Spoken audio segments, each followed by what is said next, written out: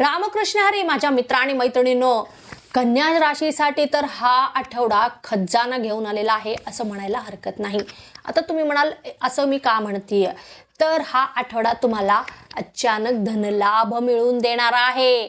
मग ते वेगवेगळ्या सोर्सेसमधून येईल, वेगवेगळ्या ठिकाणाहून येईल, तुम्हाला कळणारही नाही. आता बघा, तुम्ही पूर्वी कुठे पैसे गुंतवलेले होते तर तिथून तुम्हाला अचानकपणे लाभ मिळतील, किंवा लॉटरी असू दे, किंवा अजून तुम्हाला काही दुसरं सोर्स आहे तिथून जर तुम्हाला पैसे येण्याचे चान्सेस वाटत आहे तर तिथून पण तुम्हाला आर्थिक लाभ होणार आहे.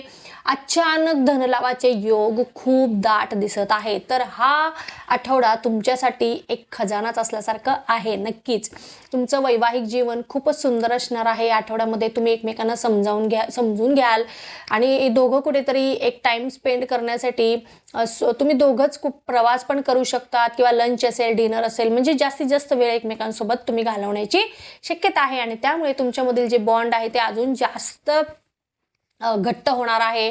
सोबतच जे कोणी रिलेशनशिपमध्ये आहेत ना, त्यांच्यासाठी हा आठवडा एक वेगळंच परिणाम देणारा आहे. म्हणजेच एक तिसरा व्यक्ती तुमच्या नात्यामध्ये इंटरफिअर करू शकतो. मग ते काहीतरी गोष्टी तुम्हाला सांगू शकतो आणि त्यामुळे तुमच्या नात्यामध्ये दरार येऊ शकते, नात्यामध्ये अविश्वास निर्माण होऊ शकतो आणि त्याचा परिणाम तुमच्या नात्यावर नक्कीच होऊन ते मग ब्रेकअप होण्याची पण शक्यता आहे.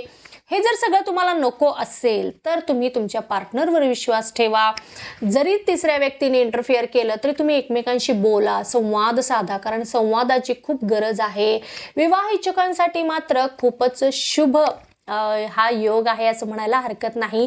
कारण तुम्हाला तुमचं जे काही एक बऱ्याच दिवसांपासून प्रयत्न करत आहात लग्न जुळण्यासाठी, तर इथे तुम्हाला एक स्टेप पुढे गेल्याचं तुम्हाला दिसणार आहे. म्हणजेच तुम्ही स्थळ बघत आहात, मग त्यांच्याकडून होकार येण्याची शक्यता आहे, किंवा कुंडली जुळेल, किंवा असेच काहीतरी पॉझिटिव्ह गोष्टी घडतील. मग त्यामुळे तुम्हाला पण खूप आनंद वाटणार आहे. आणि अजून एखादी गोष्ट होऊ शकते, ती म्हणजे अगदी तुमच्या मनामध्ये एखादं कोणीतरी लपलेलं आहे आणि तुम्ही घरच्यांना सांगितलेलं नाही आहात.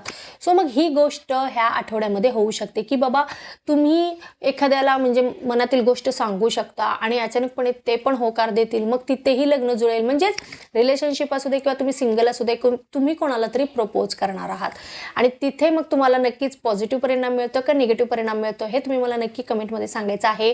100% पॉझिटिव्ह परिणामच मिळणार आहे. तरी पण जर काही झालं, काही अटी असतील, तर त्याच्यावर तुम्ही दोघांनी विचार करा आणि मग तुम्हाला जे योग्य वाटतं ते तुम्ही निर्णय घेऊ शकतात. परंतु विचार करूनच कोणताही निर्णय घ्या. लगेचच कोणत्याही निष्कर्षापर्यंत तुम्ही जाऊ नकात. करिअरच्या दृष्टीने हा आठवडा तुम्हाला एक वेगळंच परिणाम देणार आहे. म्हणजे कसं, तर तुम्हाला पार्टनरशिपमध्ये व्यवसाय सुरू करायचा होता, किंवा एखादा छोटासा लघुउद्योग तुम्हाला सुरू करायचा होता, तर स्पष्ट तुम्हाला एक सांगते की पार्टनरशिपमध्ये कोणताही व्यवसाय तुम्ही करू नकात. तुम्हाला करायचं असेल तर तुम्ही स्वतः एकटे काय करायचं ते तुम्ही करू शकता. कारण पार्टनरशिपमध्ये तुम्हाला नक्कीच नुकसानीचा सामना तुम्हाला करावा लागणार आहे. तर इथे जर तुम्हाला आहे काहीतरी तुम्हाला सुरू करायचं असेल, छोटा का असेना तो उद्योग, तर तुम्ही स्वतः करा. नक्कीच त्याच्यामध्ये तुम्हाला चांगले परिणाम मिळतील. परंतु काळजी घ्या, पार्टनरशिपमध्ये आपल्याला काहीही नको आहे. कोणाचं भांडवल जरी आपल्याला घ्यायचं असेल तरी पण ते पण इंडिव्हिज्युअलीच तुम्ही करा. कोणालाही त्याच्यामध्ये पार्टनर म्हणून घेऊ नकात, कारण नक्कीच तुम्हाला नुकसान होणार आहे पुढे जाऊन. ज्येष्ठ व्यक्तिवर्गाला मात्र हा जो आठवडा आहे ना, तो स्वतःला एक्सप्लोअर करण्याचा आहे. लिखाण असेल किंवा समाजासाठी काहीतरी कार्य तुम्हाला करायचं असेल तर नक्कीच तुम्ही या आठवड्यामध्ये ते कार्य फत्ते करू शकतात. तर अशा रीतीने हा आठवडा तुमच्यासाठी जाणार आहे. अचानक धनलाभ होणार आहे. आणि नेमकं तुम्ही यामधील कोणती गोष्ट अनुभवलेली आहेत, कोणती गोष्ट तुम्हाला क्लिक होणार आहे, ते तुम्ही मला कमेंटमध्ये जरूर सांगायचं आहे. आणि जर तुम्हाला काही प्रश्न असतील तर नक्कीच तुम्ही मला खालील नंबरवर तुम्ही माझ्यासोबत संपर्क साधू शकतात.